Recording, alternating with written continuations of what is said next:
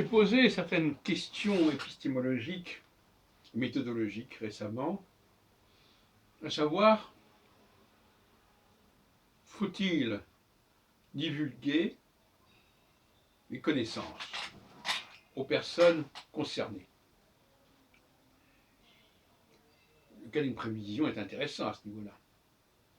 Si l'on fait une prévision et que tout le monde est au courant de cette prévision, est-ce que les conditions ne sont pas faussées, d'une manière ou d'une autre? Soit parce qu'on cherchera à tout prix à la faire coller, soit parce qu'on fera tout ce qu'il faut pour que ça ne marche pas. Vous savez que le christianisme est terriblement marqué par la notion de prophétie, à tel point qu'on peut dire que si telle prophétie n'avait pas existé, le personnage de Jésus ne ferait pas sens. Il ne fait sens que parce qu'il y a une prophétie qui réfère à cela, à laquelle on se réfère en tout cas. La solution, c'est la micro-société, le cénacle, c'est-à-dire un milieu assez fermé qui est une interface entre le chercheur et le public. Vous savez que la notion d'interface est très importante pour moi. Et donc, le cénacle en question, la société savante en question, prend connaissance du travail du chercheur, enregistre cette information, cette recherche, mais ne la transmet pas. Pas avant, en tout cas, un certain stade, un certain seuil.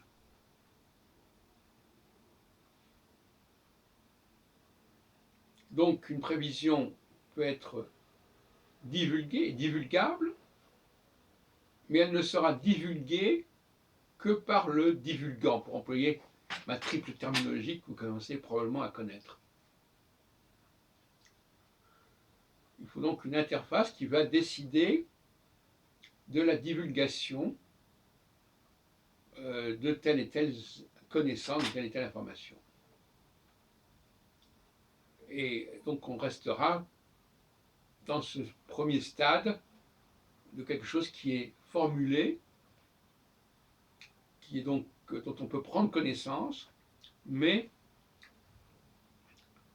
qui ne sera largement diffusé qu'à un moment donné qui sera décidé par la structure en question.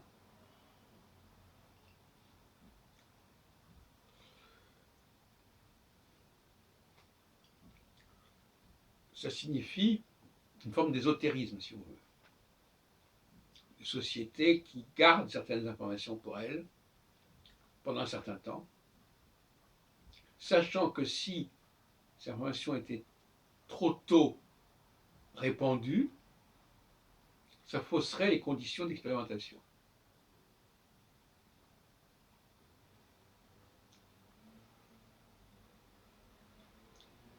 On a là un très bel exemple de cette ternarité entre participe futur, participe présent et participe passé. Le passage du participe futur au participe passé pose des problèmes et exige une instance intermédiaire qui est celle de ce que j'appelle le participe présent.